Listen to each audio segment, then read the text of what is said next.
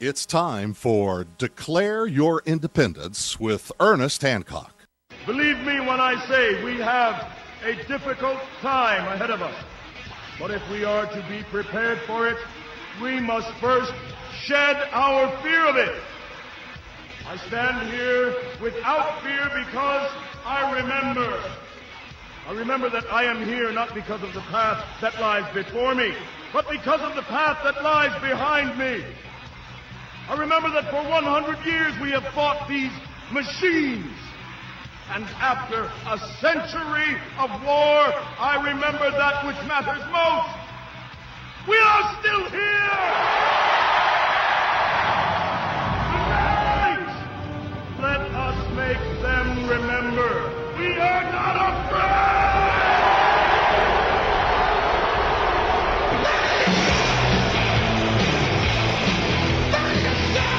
Welcome back to Declare Your Independence with me, Ernest Hancock, from here in Phoenix, Arizona, LRN.FM network from Freedom's Phoenix Farm. We're out getting ready for the party Saturday. It's a top of the hill party. Yeah, that's right. I'm going to be 50, on the 29th. So this weekend we're going to do it. But plus, Donna had her birthday Sunday, so we'll, make sure she gets to have some cake too. So we're just having a lot of people. There'll be quite a few people here. We're just going to, relax and chill. But we wanted to do some kind of fun things too. And we're getting some stuff to do our own version of Top Shot. You can't go around firing guns, in the city limits. But, we can throw tomahawks, maybe some knives, maybe get some 3-man water balloon slingshots. We got enough acreage here that we can, do some targeting, kind of, pretend mortars and lawn darts, jarts, man. Unsafe. But we do some targeting. So we'll have some fun. So that's why it's starting at 2, so we can do some things, that involve daylight. And then, of course, we'll let it go on into whenever. So we'll have a good time, and it's a thank you party for everybody that helped us make the move. Now, we're not done. We still got some soundproofing to put up and shelving. I wanted to get used to the studio a little bit first before I decided exactly where I was going to put everything, So we're working on that still and doing a lot of planting and such. We have a big tool shed that my sons and I built at our other place, and we moved it up here, and it's become a hen house, and it's about it's 16 by 8. And what we're going to do is we're going to paint it. We already painted it red, barn red, and we're putting some white trim on it, kind of make it look, from where we view it from the kitchen window, look like a barn out the back windows. So we're having some fun, and fencing off goats so they don't get in the chicken area and eat their stuff, blah blah blah, playing farmer. But there's a reason. It's because we wanted to demonstrate and inspire people. We may only be here a year. That was the plan, so we can consolidate stuff, get smaller, take my 15 gazillion combination 9/16 wrenches, and I don't need all of them, and distribute them amongst my kids. That kind of thing. Get organized and get divested of a lot of stuff that kind of holds you down. You get invested in an area, and fortunately, our family has been so involved in, the future and raising our children and what was coming that we never really looked at any of our homes as any more than nice camping. So we, a lot of our shelving is particle board. It's not solid wood, mahogany kind. Nope. IKEA, Walmart. There's really nothing we have other than electronics and stuff that is, we can just walk away, don't care. I get my, silver firearms, electronics, maybe some of them, and I'm good. So this has been an attitude that we've had for a long time in preparing for what we think is coming. So we're going to go over some of the week's news a little bit more and just give you an idea of why I have this perspective. Now, for the video, we're just showing a bunch of graphics that we have up that kind of went with a lot of these stories, and you'll probably make the link for those watching on video.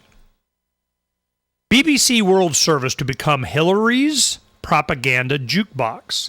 The BBC World Service is to receive a significant sum of money. They don't say how much. It's from The Guardian out of the UK. It's a newspaper there.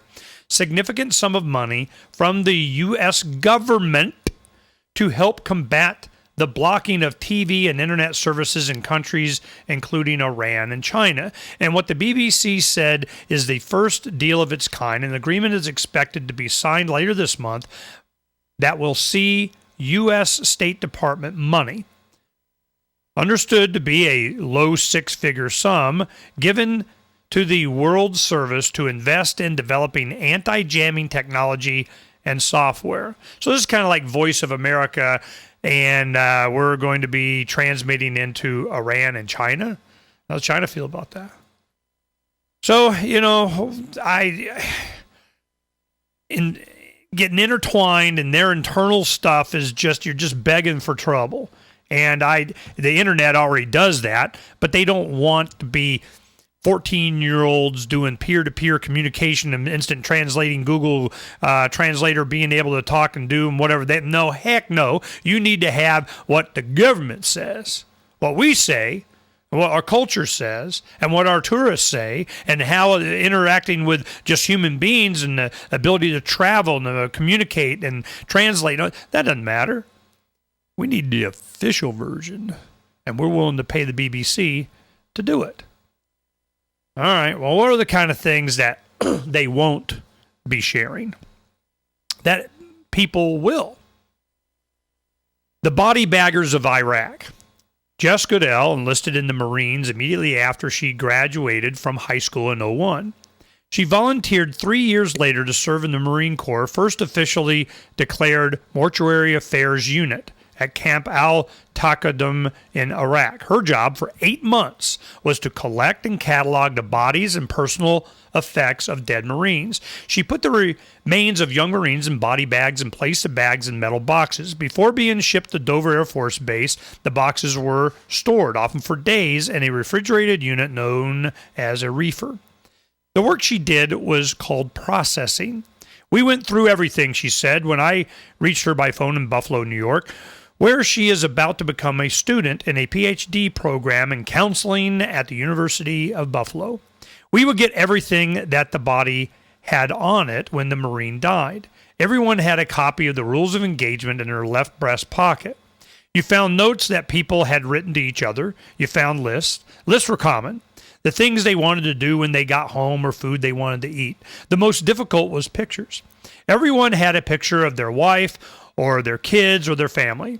And then you had the younger kids who might be 18 years old, and they had prom pictures or pictures next to what I imagine were their first cars.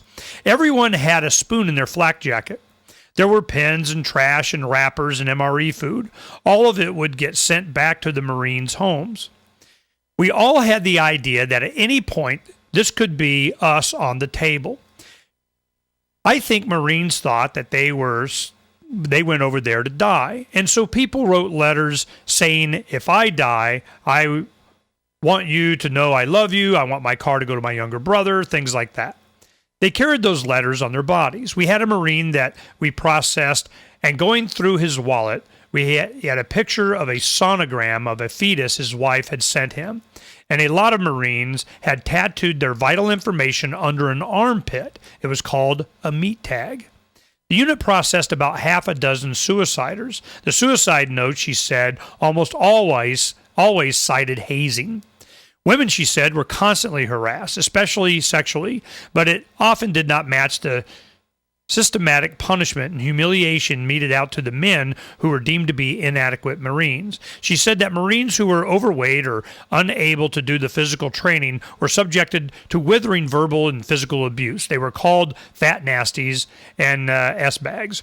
The harassed Marines would be assigned to other individual Marines and become their slaves. This is a movie in the making.